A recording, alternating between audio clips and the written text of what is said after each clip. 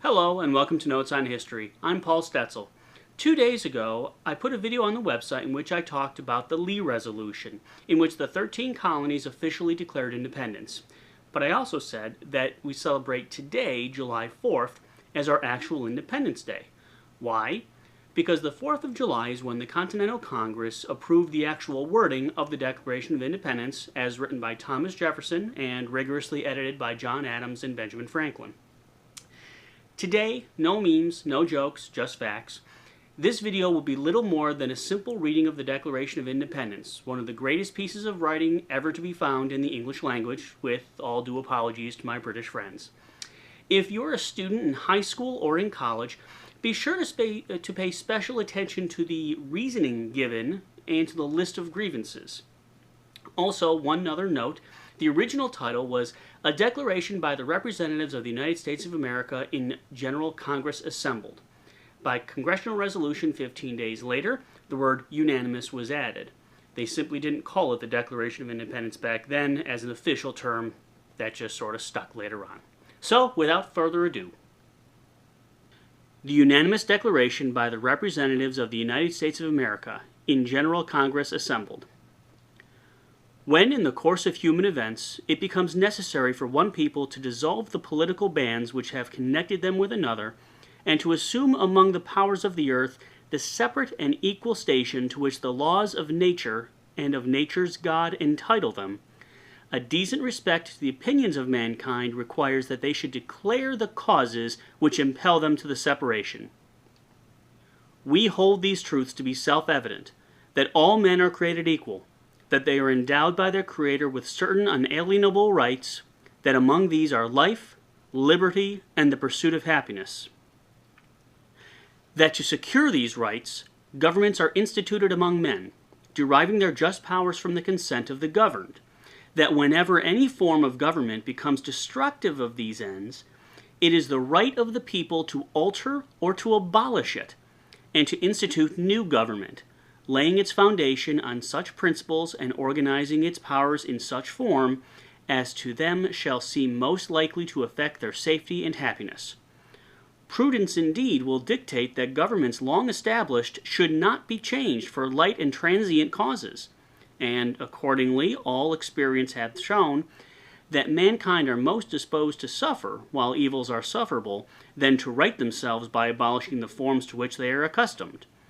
But when a long train of abuses and usurpations, pursuing invariably the same object, evinces a design to reduce them under absolute despotism, it is their right, it is their duty, to throw off such government and to provide new guards for their future security. Such has been the patient sufferance of these colonies, and such is now the necessity which constrains them to alter their former systems of government. The history of the present King of Great Britain is a history of repeated injuries and usurpations, all having in direct object the establishment of an absolute tyranny over these states. To prove this, let facts be submitted to a candid world. He has refused his assent to laws, the most wholesome and necessary for the public good. He has forbidden his governors to pass laws of immediate and pressing importance, unless suspended in their operation till his assent should be obtained, and when so suspended, he has utterly neglected to attend to them. He has refused to pass other laws for the accommodation of large districts of people, unless those people would relinquish the right of representation in the legislature, a right inestimable to them and formidable to tyrants only. He has called together legislative bodies at places unusual, uncomfortable, and distant from the depository of their public records, for the sole purpose of fatiguing them into compliance with his measures.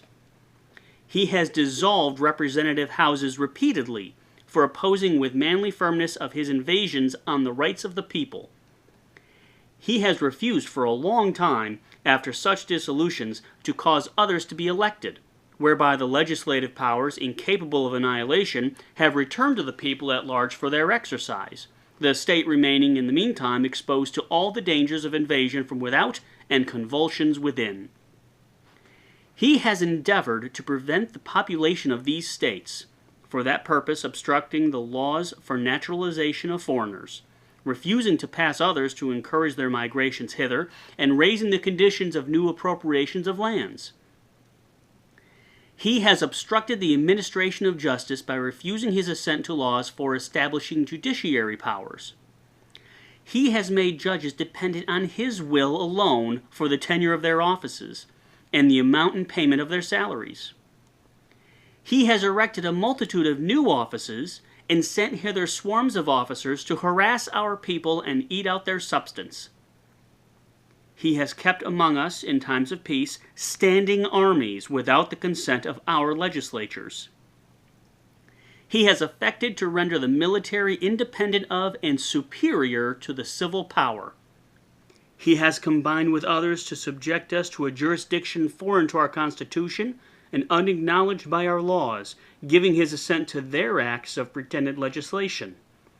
For quartering large bodies of armed troops among us, for protecting them by a mock trial from punishment for any murders which they should commit on the inhabitants of these states, for cutting off our trade with all parts of the world, for imposing taxes on us without our consent, for depriving us in many cases of the benefit of trial by jury, for transporting us beyond seas to be tried for pretended offenses, for abolishing the free system of English laws in a neighboring province, establishing therein an arbitrary government, and enlarging its boundaries so as to render it at once an example and fit instrument for introducing the same absolute rule into these colonies, for taking away our charters, abolishing our most valuable laws, and altering fundamentally the forms of our governments, for suspending our own legislatures and declaring themselves invested with power to legislate for us in all cases whatsoever.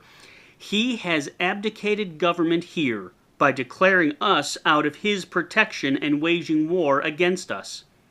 He has plundered our seas, ravaged our coasts, burnt our towns, and destroyed the lives of our people. He is at this time transporting large armies of foreign mercenaries to complete the works of death, desolation, and tyranny already begun with circumstances of cruelty and perfidy scarcely paralleled in the most barbarous ages, and totally unworthy the head of a civilized nation.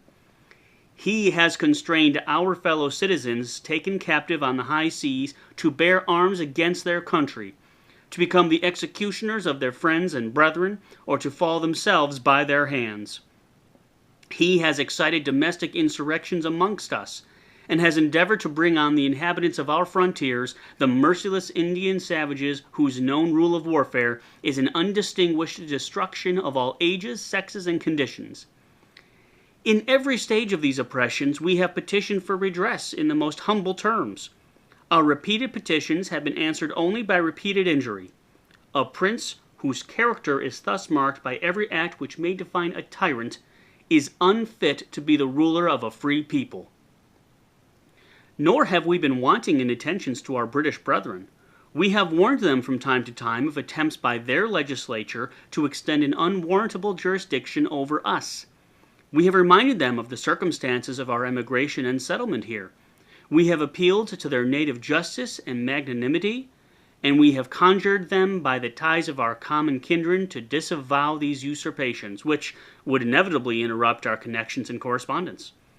They too have been deaf to the voice of justice and of consanguinity.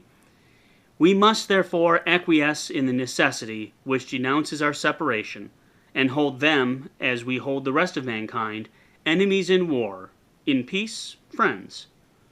We, therefore, the representatives of the United States of America, in General Congress assembled, appealing to the same Judge of the world for the rectitude of our intentions, do, in the name and by authority of the good people of these colonies, solemnly publish and declare that these united colonies are, and of right ought to be, free and independent states, that they are absolved from all allegiance to the British Crown, and that all political connection between them and the state of Great Britain is and ought to be totally dissolved, and that as free and independent states they have full power to levy war, conclude peace, contract alliances, establish commerce, and to do all other acts and things which independent states may of right do.